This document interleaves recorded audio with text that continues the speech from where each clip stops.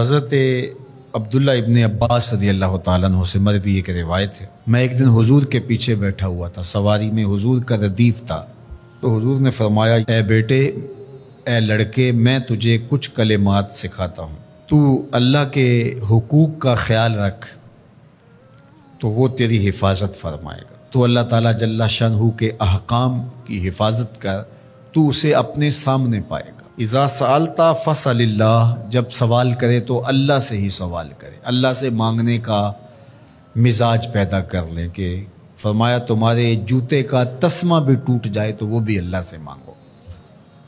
ضرور بازار میں جاؤ دکاندار سے، لیکن حقیقی طلب اللہ سے ہونی چاہیے۔ بات بات پہ اللہ سے سوال کرو، بڑی سے بڑی چیز بھی اس سے مانگو، چھوٹی سے چھوٹی چیز بھی اسی سے طلب کرو۔ ہماری ساری ضرورتوں کا کفیل ہمارا رب، ہمارا مالک ہے۔ تو دوسری نصیحت یہ کی کہ جب تو استعانت طلب کرے، مدد طلب کرے تو اللہ سے ہی استعانت طلب کرے۔ وعلم، اور جان کہ اگر ساری امت، سارے لوگ، پوری قوم جمع ہو کے تمہیں فائدہ پہنچانے کی کوشش میں لگ جائیں تو تمہیں وہی فائدہ پہنچا سکتے ہیں جو تیرے لیے تیرے رب نے لکھا ہے۔ اور فرمایا وَإِنِ اجْتَمَعُوا عَلَىٰ أَن يَضُرُّوكَ بِشَيْءٍ، اور اگر تمہیں نقصان پہنچانے کے درپے ہو جائیں، لَمْ يَضُرُّوكَ إِلَّا بِشَيْءٍ قَدْ كَتَبَهُ اللَّهُ عَلَيْكَ، تو تجھے صرف وہی نقصان پہنچا سکتے ہیں جو اللہ نے تیرے لیے لکھا ہے۔ سارا زمانہ بھی مخالف ہو جائے، تیرا کچھ نہیں بگاڑ سکتا۔ ہاں، تیرے مقدر میں اگر کوئی چیز، کوئی بگاڑ لکھا ہے تو وہ ہوگا، اس کا ذریعہ وہ بن جائیں گے۔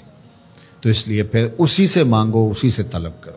رفعت الاقلام وجفت الصحف، جو لکھنا تھا اللہ نے لکھ دیا، لکھنے کے بعد قلم اٹھا لیا گیا اور جن صحیفوں پہ لکھا تھا وہ خشک ہو گئے۔ اب کتابیں بند ہیں، تو اس لیے اس نے تیرے لیے جو لکھا ہے وہ ہو کے رہے گا، تو خام خواہ لوگوں سے ڈرنے کی ضرورت نہیں ہے، اور تیرا فائدہ، تیرا نقصان اسی کے دستے قدرت میں ہے، تو اسی سے طلب کر، اسی سے مانگ۔ اور فرمایا تو اللہ تعالیٰ جل شانہ کو رخاء میں، خوشحالی میں یاد کر، یعرف کا فی الشدہ، وہ تجھے مشکل میں پہچانے گا۔ یعنی جو شخص خوشحالی کے دور میں اس کے پاس دولت ہے، صحت ہے، تو اللہ تعالیٰ کو فراموش نہیں کرتا، اللہ اس کی بدحالی کے زمانے میں اس کو فراموش نہیں کرتا۔ وعلم، اور جان، ان النصر مع الصبر، کہ جو مدد ہے وہ صبر کے ساتھ آتی ہے۔